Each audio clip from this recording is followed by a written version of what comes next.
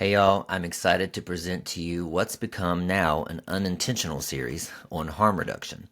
Although you'll hear me get schooled in this episode on this term because my very astute guest Tyrone lets me know that it is all harm reduction from active use to abstinence. So I'm really excited to feature all of the various programs that are out there to support meth users wherever they are on their journey.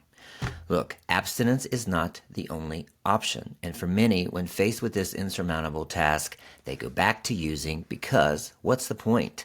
The goal is just too overwhelming, and when they have to keep setting their day back to zero instead of anchoring into the wins of how many days they were abstinent, they just feel like a zero. Not to mention the research out there showing the high relapse rates of methamphetamine. So you'll hear today about contingency management as a tool for those interested in reducing or quitting their use. And I'll tell you that the concept is still controversial in most parts of the U.S., but I'm proud to be just one voice to show all alternatives out there and to send a message to those who are still in active use that I see you, I love you, I want to help bring dignity and respect to you wherever you are in your journey with this substance. That said, I think it's worth qualifying that chemsex is any chemical used to enhance sex. I don't want to spread the message that methamphetamine is the only drug associated with the term chemsex. But I only have lived experience with methamphetamine and GHB, so I don't talk about the other chemicals. I do mention them in some of the podcasts, but that's when I'm talking to an expert or someone who has experience with them. I help a specific niche of men who have sex with men who are wanting to reduce or stop using meth. That is my heart, and that is who I serve. I do apologize if some of you out there hear my messaging and believe that only meth is chemsex. That is not the truth. With that being said, enjoy this episode. So when people tell me that, I say, no, it's not that you're not doing it. You're actually practicing the highest form of harm reduction. Give yourself a pat on the back for doing that instead of telling yourself you can't do something, that you can't do the thing that you are already succeeding at. The Aftermath podcast is an outreach tool to help men who have sex with men break free from the addictive patterns associated with chemsex, otherwise known as crystal meth or TINA. I'm your host, Dr. Dallas Bragg, a former crystal meth user, now recovery coach. Here you will find a repository of tools and resources intended to eradicate the epidemic that is plaguing our MSM population.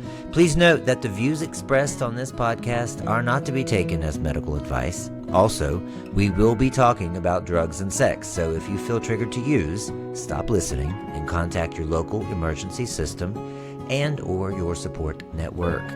Let's go. All right, welcome back to the Aftermath podcast. We are glad you're here. I am so grateful, honored, blessed to be a part of your healing, your recovery. You guys are really responding in a powerful way to this podcast, and I want to just say that thank you.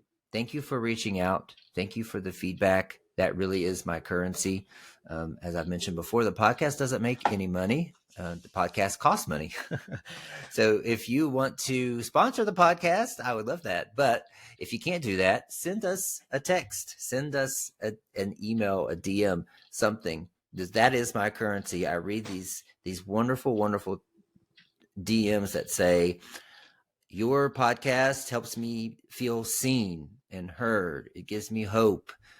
It helps me not use. It helps me with cravings. I've learned a lot. And so also from family members are testing us and DMing us a lot, and learning a lot, about this nuanced, experience. I'm trying to watch my language. So by the way, I'm not saying this addiction. I'm not saying this addict. I'm not saying this disease. It's this phenomenon. We'll say that. The nuance of the phenomenon of men who have sex with men using crystal meth or chemsex. So that being said, today we are talking more about harm reduction. We had Dr. Fawcett on Dr. David Fawcett, and we talked about chemsex harm reduction techniques. And now we're going to talk about something that's even more prevalent. And what I read in the studies and in the research, something that is probably one of the most successful ways men are coming off of chemsex addiction. And so I'm really excited to dive in today. And my guest today is Tyrone Clifford, and he is the manager of Contingency Management at Stonewall Prop. And Prop stands for Positive Reinforcement Opportunities Project. It's part of the San Francisco AIDS Foundation. Tyrone is a former meth user of about 20 years. He's been engaged in crystal meth for 13 years this coming February in many forms. He started off as a participant in Prop. Wow, a volunteer, health educator, program coordinator, and currently the program manager of Prop Classic. Prop is our contingency management program supporting men who have sex with men, trans and gender nonconforming individuals seeking support as they explore making changes around stimulant use. Your story is amazing. How you were a participant and now you're running it. So welcome to the show, Tyrone. Thank you very much. Thanks for having me. Looking forward to this. Yes, thank you. Well, congratulations on overcoming meth. Thank you very much. First of all, we can go into your story if you want in a little bit later, but I wanted to dive right into what is the Stonewall Project. What is the Stonewall Project?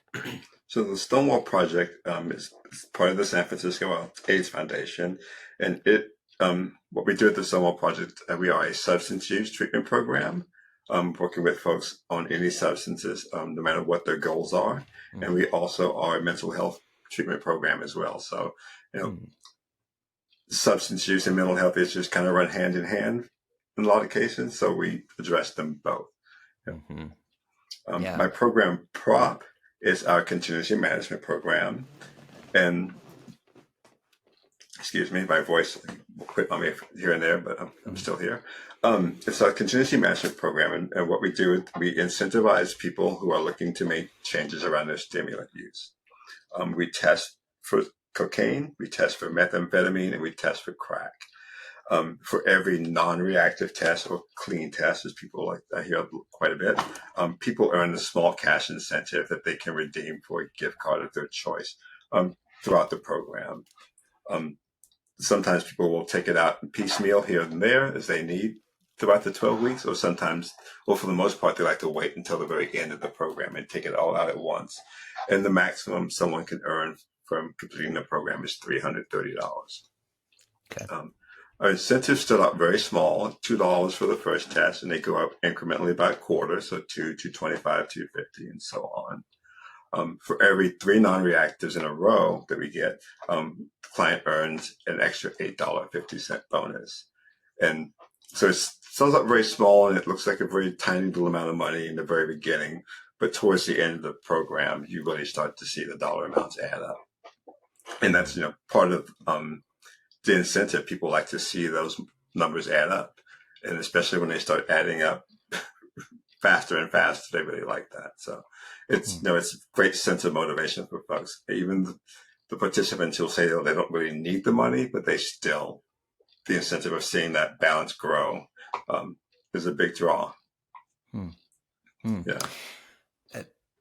Okay, thank you. And so if I come, you said you'll help them with whatever their goals are. So the users, which I like non-reactive instead of clean. I like that a lot because I hate the word. I can't stand the word clean. It's my own personal trigger, but I don't like it. Same here, yes. So anyway, if I come to you and I'm using, I want to stop. So, or do I want to slow down? Like, do I set my own goal? And what are some examples of goals that I would have to come to you with? Yes, like I said, we're here to support folks with whatever their goals are, and so the participant really sets their goal. Okay. They can. Some people are looking to abstain from everything. That's great. We're here to help you with that. Great for you.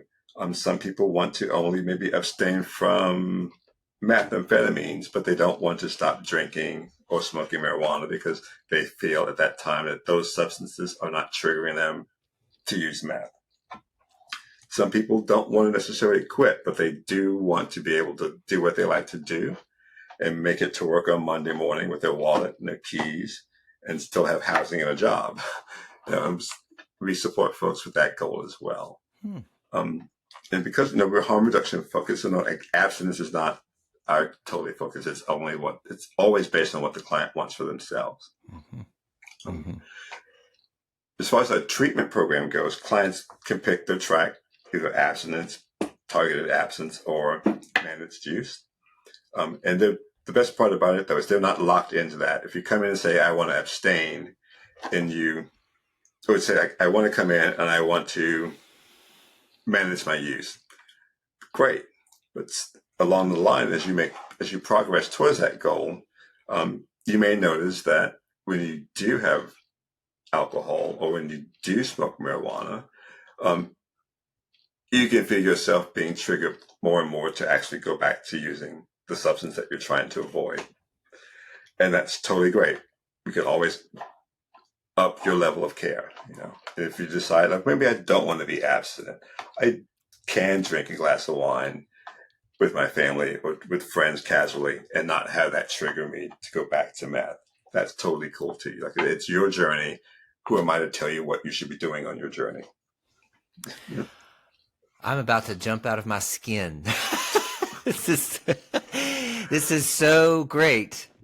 I don't even know where to start. I want to say, so what you're saying, Tyrone, is that people can, if you want to stop using meth, it is possible that you could still drink some alcohol in certain situations. You could smoke a J, right? Ditto. Yeah. Yes. Ditto.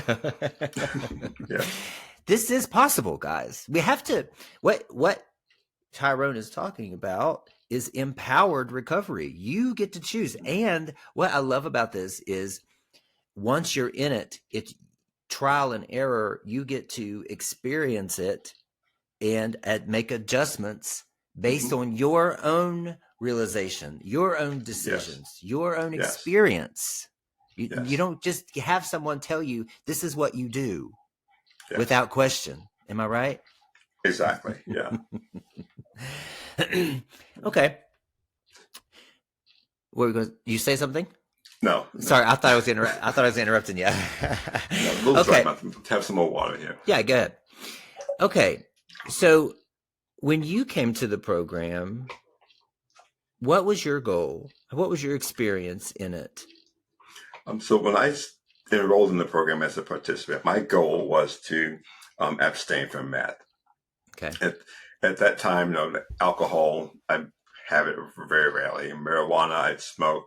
If it was presented to me, like if my partner's smoking, I'll have a couple puffs off his joint and then go on about my business. So abstaining from meth was my primary goal. And I had no doubts about that. I knew exactly what I wanted to do. So in my case, reaching my goal of abstinence from meth was pretty easy for me, because I didn't face a lot of triggers that other people have to face. I didn't have to navigate the dating world and getting my sexual needs met because, that's here right in my house for me. I don't have to navigate that. I don't have to go on the apps and look for someone and try to navigate someone who's not using. That was easy for me. I did not have the worries of finding a job because, I was living with my husband in our home. So that was not a trigger for me. So for me, it was pretty easy, but, I started the program. I was kind of nervous, because I had been able to, in the past, I had been able to achieve 90 days or more, but not by choice. It was generally my dealer was probably in jail. So oh, darn. Not being the type of person to just walk down the street and buy it from somebody on the street corner, I would much rather sit here and dry out for a little bit and wait for my dealer to get out of jail again. So that's how it worked for me. But my progress through the program, I think, was untypically easy for me because, I was driven for that. I knew it. After 20 years of doing meth, I knew I was ready to quit. I knew all of the things that my mind would tell me that I hear other people say, like, I could never have good sex again. Things will never be fun again. I knew better than that because, I knew that how to have good sex before meth. I knew how to have fun before meth. Meth interrupted that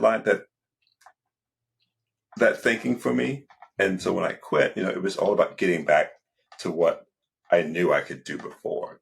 And so for me, like I say, the process was pretty easy. But for some folks, it's not. We have folks come in who, are working with immigration, who are trying to find housing, trying to find work, trying to get adequately connected to healthcare and food. And so for them, the triggers are a lot different. Their experience is a lot different. And I think their experiences are more indicative as to how it really works than my experience. And I commend, my clients, participants who come through who are doing it on their own. They don't have the support of a husband living in the house with their husband. They have either navigating an inpatient 90-day program, or they're in a step down program somewhere, or they're just, trying to hold on to their apartment or to their SRO room, while still trying to find a way to have an income, to feed themselves adequately, to get engaged with, connected with their health care, and support with the substance and how to navigate the triggers of the substance. So do you also provide that type of education, trigger management, cravings management? Yes, we do. It's more so in our counseling program because we have structured groups that work on those life skills for people. In my program, it's a very loosely structured group. It's supposed to be the anti-group. It's a place you can come in and engage with your fellow participants and have it not be a structured conversation. It's more like a socialization component because someone who's been in a house for years and having very minimal contact with someone, just simply being in a room full of other people is a big trigger. And our space hopefully provides a space for them to be able to come in and connect with people without any pressure of, having to listen to something that they feel like they're not getting anything out of it that moment. Yeah. They're getting what they need. They're having conversations that they need to have in that moment. And so that space. Which is also empowering, sounds like. Right? Yeah. Yes. Yeah. And so, of course, with our program also, it's like, yes, we have our CM program, but we work closely with the counseling program, referring back and forth. The client may be in the counseling program and decide that maybe they want to try our CM program. We work to to make sure that client actually gets into the CM program as fast as we can get them in, or vice versa. Sometimes we'll have people who start the CM program and maybe make the decision that maybe this isn't quite what I need. I really need more of a regular structured support system. And we work to get them enrolled into our counseling program, connected with our structured groups that meet weekly. It's all about what the client wants. So you can come into our group and stay for a couple of weeks and decide, I think I need something, a little higher level of care. Fantastic for me. Let me help you get that, and vice versa. Okay. So contingency management, CM. I'm going to come in and I'm going to be taking urinary UAs, I guess. Yes. So we test folks with the UA test. It's very simple. You pee in the cup. I have my little dipstick test, my little litmus test. I run the test and I have the results as fast as you can wash your hands. And from that point, we then go to a counseling room with the client, and that's when they have a little one-on-one time with the counselor. We discuss the results. If the results are reactive, we can talk about like what's not working, what support do you think you may need a little more of, and how can we get you that support? Or if the test is non-reactive, hey, that's fantastic. What's working for you? How can we help you get some more of that into your plan? And sometimes they don't want to talk about the results. They just want to talk about the stress they're going through with an ex-partner or issues that bring up issues that they can't discuss in other groups, other modality programs like the CMA or AA, whatever, because they come to us so they can say things that they don't feel comfortable with saying in those other spaces. And I understand that. Yeah, me too. Yeah, and we are a harm reduction program. And so often I will hear someone says, "I can't do harm reduction. I have to do abstinence." There is no separation between harm reduction and abstinence. Abstinence is harm reduction. What better way to reduce the harm than to abstain completely? Yes. So when people tell me that, it's like, no, it's not that you're not doing it. You're actually practicing the highest form of harm reduction. Give yourself a pat on the back for doing that instead of telling yourself you can't do something, that you can't do the thing that you are already succeeding at. Yeah.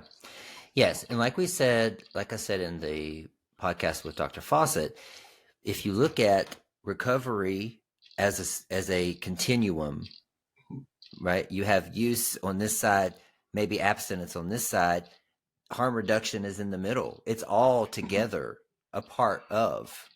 Right? Well, look, harm reduction isn't in the middle. Harm reduction is the umbrella.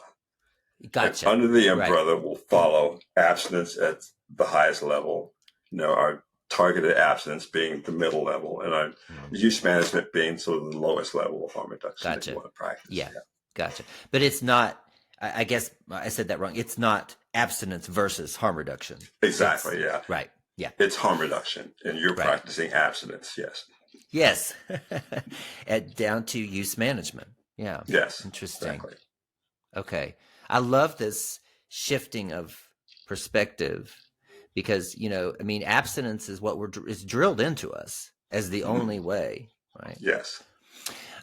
Could you tell me if I am using, how would I know if I'm a good candidate to practice some sort or which level to go on? Like, how would I know if abstinence might be best for me? Is it more of a trial and error thing, or when is it so severe that you maybe need a higher level of treatment? I guess. So, how do you determine what level of care you need? I think it's based on you. Say, what level of care do you want to try first? What do you want? I'm not sure what I want. Well, you're welcome to try them all. Okay. You're welcome to start out with saying, I just want to do what I like to do and make it to work on Monday morning with all my belongings. You're welcome to say, I just want to only stop that one thing, but do the other stuff. And you're welcome to say, I want to quit it all. And you're also welcome to change your mind. Excuse me. Yes, I've been abstinent for a while, but I go out with my family to dinner. I go out hang out with friends. Drinking has never really been an issue for me. Why do I have to quit drinking in order to quit doing that? I'm not here to tell you why you have to do that. That's up for you to decide. And if you decide that you would like to maybe bring alcohol back into your life and part of your day-to-day, whatever, that's totally great. But be mindful of how you're doing it, how you're drinking. Are you drinking, responsibly, and not drinking till you're drunk? What's the purpose? Is the purpose of drinking is to enjoy this moment with these people? Or is it to block out a bad mood that I'm in, to help me forget,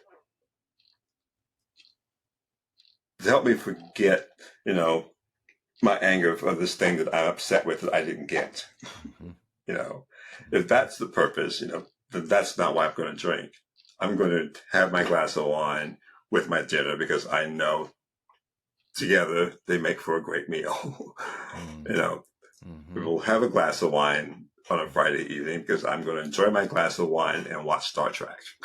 That's how I drink. And I encourage people to look at it that way. Like, what is the purpose behind this glass of alcohol? What are you trying to do with it? And if it's anything other than to enjoy the moment as it is, then maybe that's not the best time to have that drink. Yeah, I love it. I love it. For you listening, think about that in terms of stopping to really tune in. This is a good practice in reconnecting with yourself and your mind and your soul in terms of, why am I doing this? Right. I use the example of posting a selfie. It's like, if I'm posting a selfie because I'm proud of my body progress, that's different than posting a selfie to get attention and validation. It's still the same thing, but it's you kind of tune in to say, why am I doing this? It's kind of it's the same kind of practice, right? With this, it seems like. Yeah. Mm-hmm. Totally. You're putting a lot of power in the hands of these clients. I love it. I'm not just putting it in their hands. I'm just helping them see that the power is already in their hands. It's already theirs. Yeah. Yeah. Yes. Thank you. I'm not here to empower you. I'm here to show you that you already have the power. Yes. Thank you. And what we do is maybe help you, guide you along the way to recognizing the power that you have, and helping you maybe sort through some ideas that you may have, but I'm not here to do it for you. And I think that can keep a lot of people away from any form of treatment whatsoever. It kept me away from treatment for 20 years because, my only other experience prior to my using meth, my grandmother operated a program on the East Coast. And if you were in her program, your only other option was to either finish that program or finish your time in jail. Oh. And so the treatment that those folks got is a lot different than the treatment you get when you walk in on your own and say, I need some help. And so that was the only frame of reference that I had. And I knew that was not going to work. I knew having someone, dictate every moment of my day, or being in a support group where you're being like the breakdown where you sit in the middle of the circle and everyone tells you how bad you are. Yes. That was not going to work for me. No, absolutely not. Exactly. Yeah. So I knew I needed something different. And over that 20 years of my use, I was being treated here at San Francisco at General Hospital in Ward 86. And my provider at the time, we made a deal. She would not harass me about my substance use as long as I took my medications and kept my appointments. And that worked great for a long while. And this one particular day, I'm there, she's just typing away, writing her notes, and she stops and turns to me and she goes, well, if you were going to die in the next couple of months, I would say have at it. Enjoy yourself. But you're way too healthy for this. And maybe you should think about doing something. She didn't tell me I needed to do something. She suggested that I consider doing something. And that sat with me. She's not telling me what I need to do. She's just saying that give it some thought, give it an idea. And, I had already been trying to quit on my own. I came to realize I had been trying to practice harm reduction skills, not knowing that these were quote unquote harm reduction skills. Limiting how much I buy, limiting how much I use, attempting to do this, but not so much success on doing it by myself. But once I found some external support to help me understand that, yes, those are the right things to be trying to do. Those are good things to try. Maybe it didn't work for you in that moment because you didn't have the extra support that you needed, but it doesn't mean that those things will not work for you. So yeah, she made a referral first she referred me to a psychologist. I sat in his office with him and it was like having this man just talk at me. You should do this, you need to do that, and you need to be doing this, you need to go to this treatment program and that treatment program. It's like, I can't just leave my home for 90 days. I have responsibilities at my house. My partner had just had a major surgery on his back. He couldn't have any of the household chores that needed to be done. I cannot leave my home for 90 days and leave my husband there by himself. That's not going to work for me. After about 10 minutes of him just chattering away, I just stood up, thank you for your time, and walked out, went back to her office, which is right down the hall, and told her, he's not listening to me.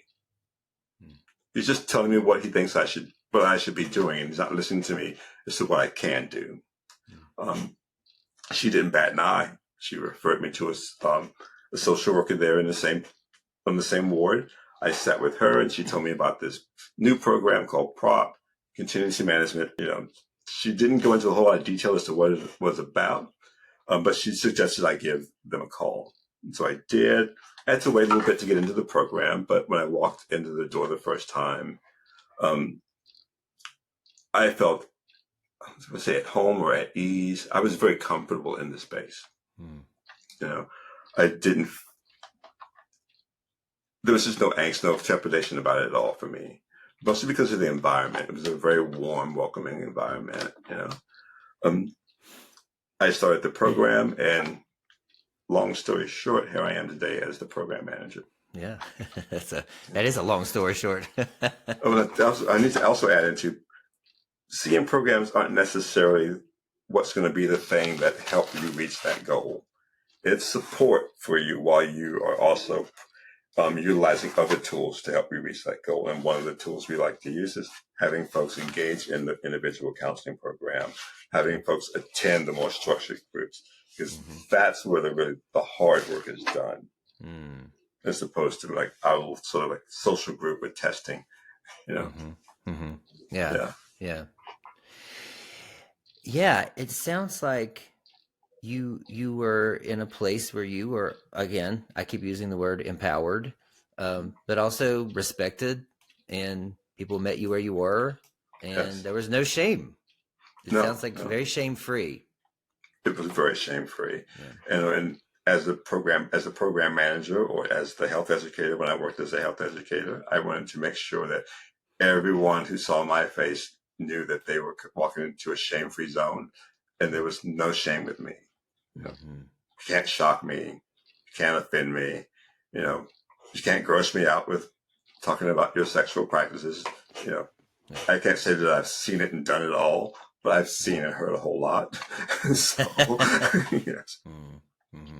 Yeah. Yeah. So for you listening, I would zoom out when you're listening to this and think about what's working, because contingency management works. I mean, that's the research shows all across the board. I mean, I just saw a report that was a part of a Biden administration report on the state of meth, and part of it was the results of contingency management and peer support, and how it's really one of the best ways that men who have sex with men are coming out of stimulant use disorder. Because we do have a peer support specialist that works closely with our program. Although he works for all the counseling programs, but he works very closely with our CM program as well, helping folks navigate systems. Yes, our health educators and myself, we know of these systems, but we don't engage with them directly ourselves on a day-to-day basis. So that's why we have the peer support specialist who is actively engaging with the folks on the other end of the phone at the other agencies, and who know what is happening. They know what's happening now, as opposed to the information I may have had from my last time as working as an actual counselor. And there's something very special in terms of this particular drug, in being with someone who's been there. Like you said, yet you're not embarrassed to talk about the things you've done. There's an immediate relatability, and that relatability and that feeling of belonging is like 80% of the work in terms of and recovering from this. So So zooming out from this, if you don't have access to a contingency management program like PROP, think about what he's saying in terms of what space do you feel empowered in? What space do you feel immediate belonging in? Where people are seeing you, where there's no shame, there's no fear, that you're given the option to say, why don't you try this instead of do this? So if you're trying to think of an environment or a space that's best for you in your recovery, let's take what's working here and apply it to what you can get if you don't have access to contingency management. Right. Yeah. And I think telling folks what they should be doing puts the onus in your hands. You're putting their recovery in your hands by telling them what they need to do. Because if they go out and do what you said to do and it doesn't work for them, but you told me to go do this and it didn't work. I can make suggestions to you as to what's available, what I have tried and what I think might work the best for you, go check it out. Mm-hmm. They go check it out and they either come back with a yay or a nay. Mm-hmm. And if it's yay, fantastic. If it's nay, what else can we work? What else can we have we got for you? Mm-hmm. I have a long list of 12-step meetings that I send the people to regularly when they say I want a 12-step program. I need that 12-step community. Here's my list. Check them out. It's like we're not anti 12-step. We're pro-choice. Yeah. Yeah. Pro-choice. I like it. Yeah. Yeah. Yeah. And the thing too, yeah, I mean, what I see a lot of times is do this, and when the person does it and it doesn't work, well, they're the problem, Yeah. right? It works You if you didn't do it work it, right. right? It It didn't works work if because you didn't do it right. Yes. right, right, right, But you're and not that's ready. right, Which I which is can't so. stand that one either. Tell me Me I'm not either. ready. Right, right, exactly. Exactly right. Yeah, yeah, yeah, yeah. I love it. So let me ask you. I can hear already the comments that are going to come in terms of why are we paying people to not use? So what would you say to someone who asks, like, why are you paying somebody to not use? Yeah. So, it's not like we're saying, come on in the door, you get a 20, you get a 20, you get a 20, you get a 20. No, it's not like that. They actually earn the $2 that they make the first time. They earn the $2.25 they make the second time. How do they earn it? They earn it by honoring the agreement that they've made to not participate in stimulants while they're in the program. So we're not just paying them not to use. They are earning those incentives for not using. That's why I like to look at it. It's just not a free for all that everyone walks through the door gets money. You have to actually participate in the program, and you earn those incentives. Mm-hmm. So when people are like, well, thank you so much for the gift card, like, you earned that. Don't thank me. Pat yourself on the back because you did that. I didn't do it. I didn't take a single test for you. I didn't have to abstain from meth for you. Mm-hmm. Not once the entire 90 days you've been in this program. No, it's all of it has been you. Mm-hmm. And it's positive reinforcement too. Yes. Mm-hmm. Right. Mm-hmm. Yeah. Just imagine, like, you're unemployed, you have no unemployment coming in, you have no other source of income, and just earning that little $330, that's a big source of empowerment for folks. Mm-hmm. I can do this. I can do something. I can accomplish something. And I had someone ask me yesterday, like, how do you measure success? Okay, that's a good question. How do I measure success? I don't measure success by how much money you've earned in the program. No. Doesn't matter if you've earned the entire $330 or if you earn nothing or if you earn $15. That is not a measure of success for us. What is the measure for success for me is that you've engaged in the program, at the best level that you can.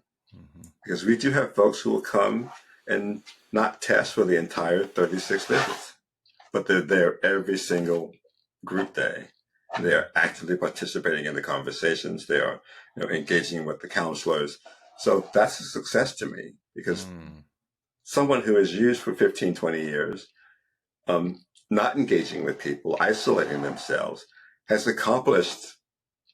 succeeded in getting themselves out of their house. Maybe they haven't stopped using, but they're engaging in services. They're learning things.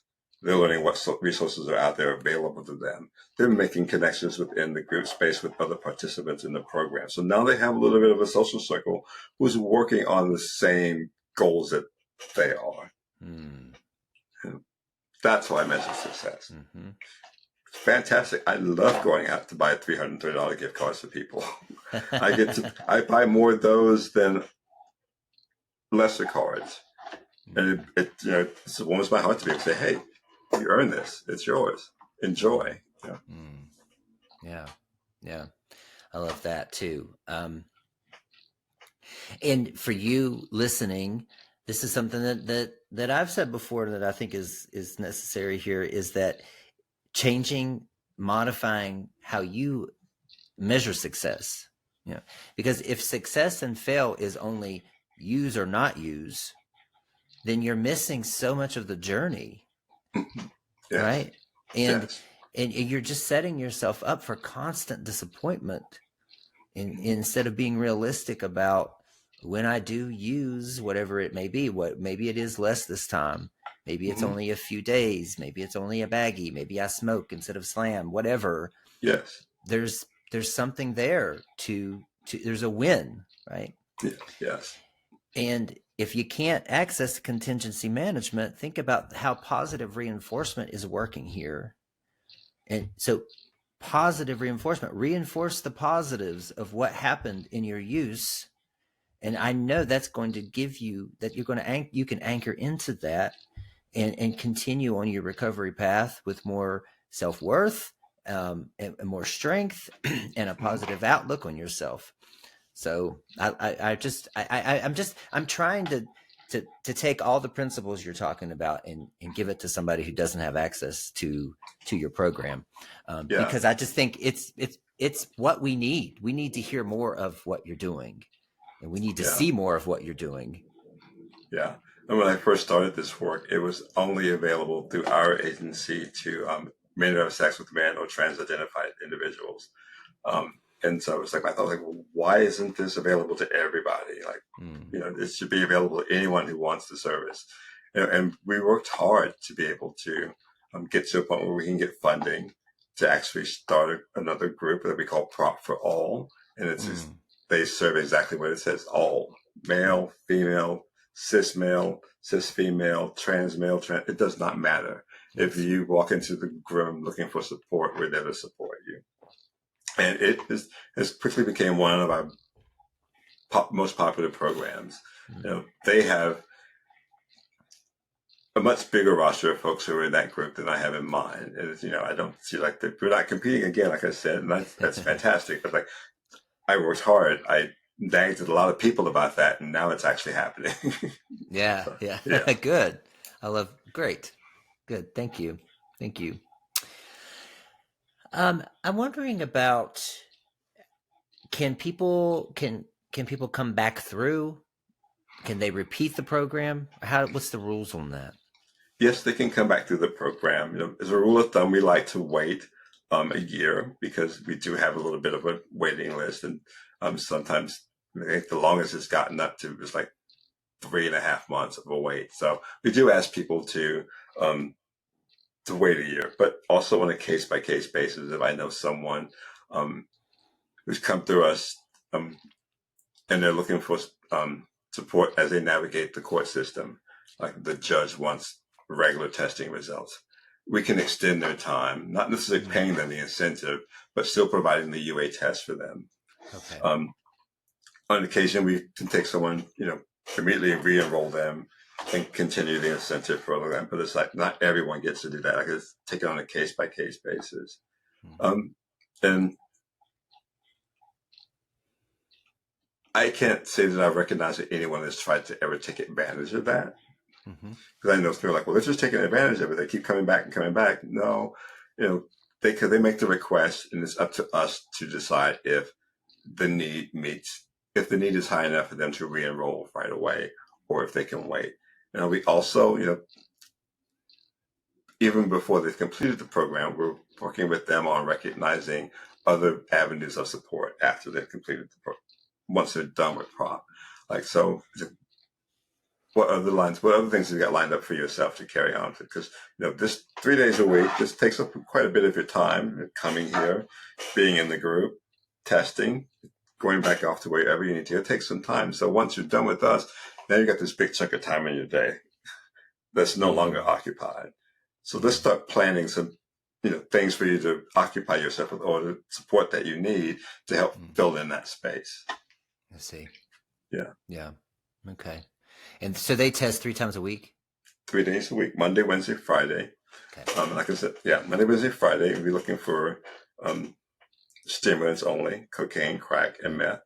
The tests that we use do pick up other substances, but we're not concerned with those.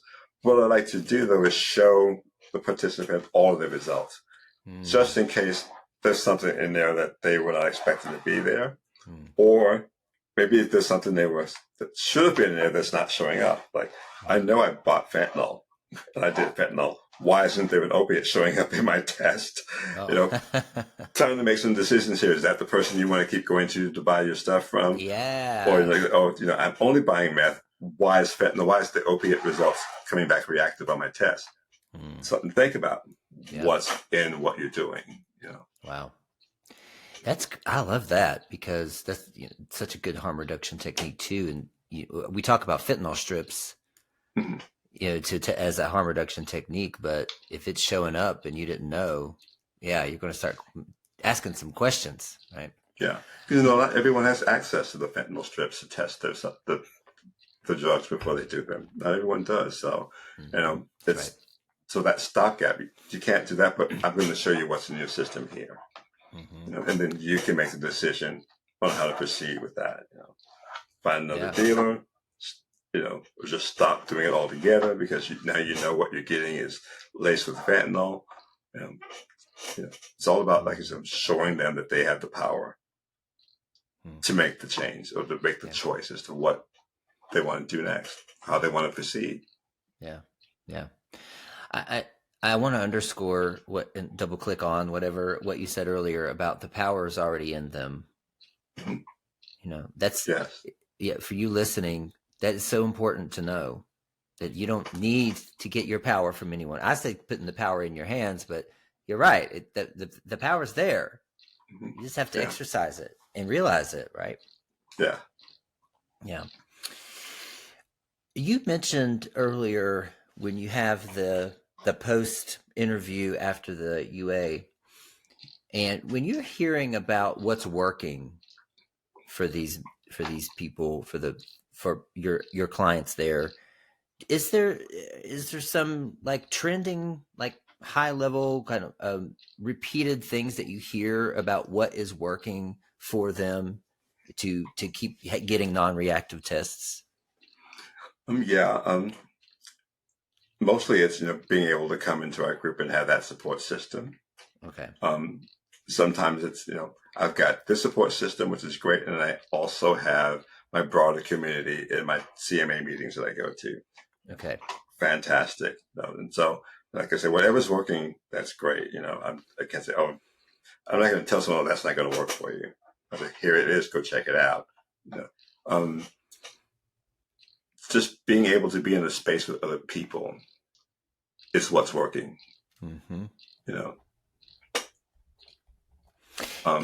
Being able to be in a program and possibly have a reactive UA and not feel the threat of being penalized. We're going to take away the money you've earned. No, we don't do that. When you earn it, it's yours to keep. Or you're out of the program. No, your 12 weeks is your 12 weeks. And that keeps them motivated to keep coming back, because they know they're not going to face judgment. Yeah. You mean you don't make them start over when they get a reactive UA? Well, originally it started out as a research study, and part of the protocol with that research study was if you did have a reactive test, your earnings did go back to $2. And over time I decided that was just not the message we were trying to relay. We're not here to penalize you. Yes, you had a reactive test. You just don't earn the incentive for that day. But when you come back and you start giving me non-reactive UAs, you picked up right where you left off. It still does affect the total balance at the end of how much you earn, but it takes away that, oh, I got to start over again feeling. Yeah, that doesn't work. It's not effective. Because one guy was like, I can't get past 275. I'm failing at this. No, you're not failing. You keep coming. You're still engaging in the services. You may not be doing well with this, but you actively go to your CMA meetings daily. You actively come into your other either structured groups here or some of our non-structured groups. They're just drop-in groups. You're engaging, and that's the success. Yeah. Yes. It's shifting your perspective again, right? Yes. Yeah. And what I hear in terms of what's working, there's a common theme there, which is connection. Connection. Yes. Right. It reminds me of that famous phrase, the opposite of addiction is not sobriety, it's connection. It's connection. Yeah. So another note for you listeners is connection, finding a space where you're connected. It's going to make all the difference, right? Yeah. It made a big difference for me. Just having a space to be connected, and to hear other folks' journeys and recognize that I'm not doing this alone. I'm not the only one having to go through this. There are other people who are having to go through it. Some people are having under much worse circumstances than I've got. And there's some people I've got, my circumstances are worse than what they have. That doesn't make me better or lesser than anyone else. It just shows that we're all working on the same thing, and we all have our different trials and tribulations around it. Yeah. Yes. Thank you for saying that. Do you keep track of the people who come through the programs? Do they communicate with you, or do you? Yeah, so we do have an alumni program for folks who have finished the program and still want to stay engaged and connected. And so we do that once a week on Wednesdays, where folks who've completed the program can come in and sit, have a check-in, get support around a specific issue if they need it, or just come in and have some pizza and something to drink and grab some snacks and just chill out for an hour of the day. Yeah, so we do have that to keep people engaged that way. And that came out of when I finished the program myself. It was like, now what am I going to do? What am I going to do now? I've got all this time. What am I going to do? And in the beginning, it was easy to just have the graduates just come on into the space with the active participants.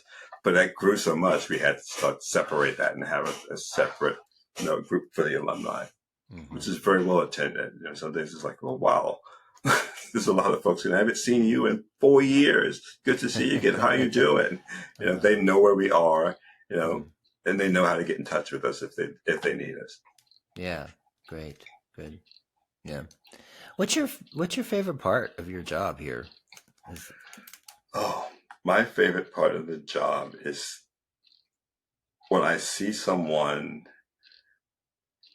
starting to come out of their meth shell.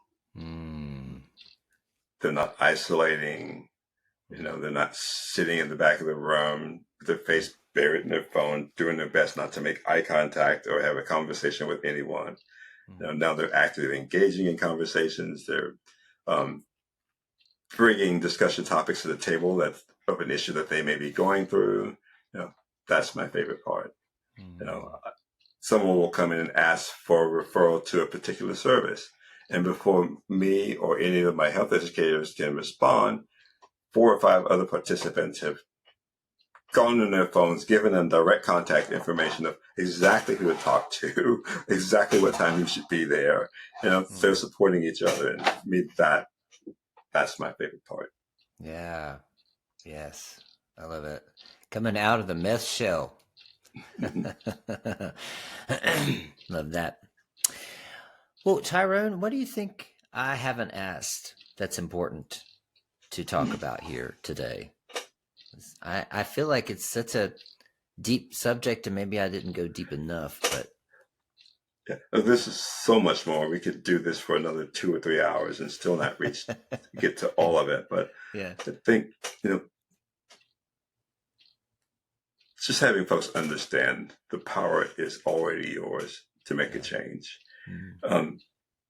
Some of us can do it on our own. Drop it cold turkey and never walk back to it. But some of us, like myself, can use a little extra guidance, a little extra help. Maybe someone to sit and listen to me rant and rave about, why do I have to quit? Even though I haven't used it in 6 months, why do I have to quit? Yeah. Stuff. It's finding your support system. um, a support system that you feel you could trust. Because without trust, you can offer all the services you want to, and you will not make any progress. Yeah. Yeah. Yes. And don't be afraid to say, this is not working for me. No, this isn't working. What else you got? Yeah. What else can I go try? And it doesn't mean that you are the failure. It doesn't mean you're not trying hard enough. Like you said, it doesn't mean you're not ready. Right. It doesn't mean any of those things. Yeah, it does not mean any of those things. It just means you may need a little extra support to guide you along the way. Yeah. Yeah. Well, this is so promising for me to read, to learn about, to know about. I've been taking a deep dive on some other podcasts and reading, and I see this growing. I see this catching on, and it's successful. Yes. Measurably successful, right? Yes. This, since the 13 years ago when I started working with this program, the number of agencies in the city that are now offering CM programs has grown by exponentially. It's fantastic. I just love it. Yeah. Yeah, we're all competing for the same money, but that's not the point. The point is it's out there. It's available to people who may not find themselves coming to, the San Francisco AIDS Foundation. Yeah. Maybe they want to go someplace else. The word AIDS can be very stigmatizing. It can keep people away from services that would do them great benefit because of that one word. Yeah. Well, if you can go to a different program that maybe doesn't have that wording in their title, in their name, if that's what works for you, if that's what makes you more comfortable, have at it. Be my guest. Yeah. Yeah. Yeah. Yeah. Yeah. I love that. Thank you. Well, thank you for doing the work you're doing. And I just I love your story. I love that. I bet the people just, the people really probably relate and respect you knowing that you've been through the program, moved your way up and took over. That's amazing. I don't always share my story with participants when they enter the program, but if I think or feel that, just hearing a little bit about of my story might, maybe give you some insight as to what you might want to try or what you may want to do, or what goal you might want to try to reach, then I'll share. Because it's not about me in the space, it's about them.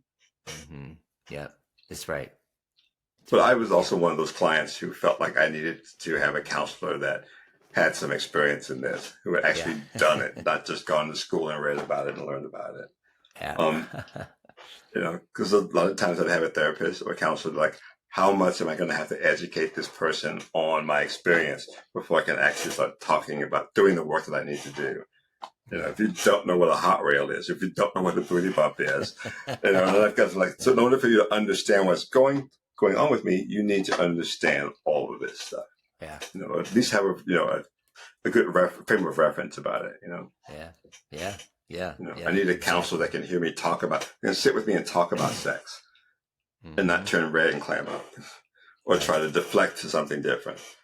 I need a counselor who can talk to me about managing my cravings and my urges instead of getting bashful and clamming up or deflecting to something different when I start talking about these very important issues to me. Yeah. Yep. That's exactly right. And yeah, you have to be able to be comfortable, and there's so much when you're coming out of this active use, there's so much you want to get out. You have to get out. Yeah. Yeah. Yeah. And also just remember too, that counselor works for you. You're not there working for the counselor. They're there to work for you. And if that counselor is not the right one for you, you have the power to request to work with someone else.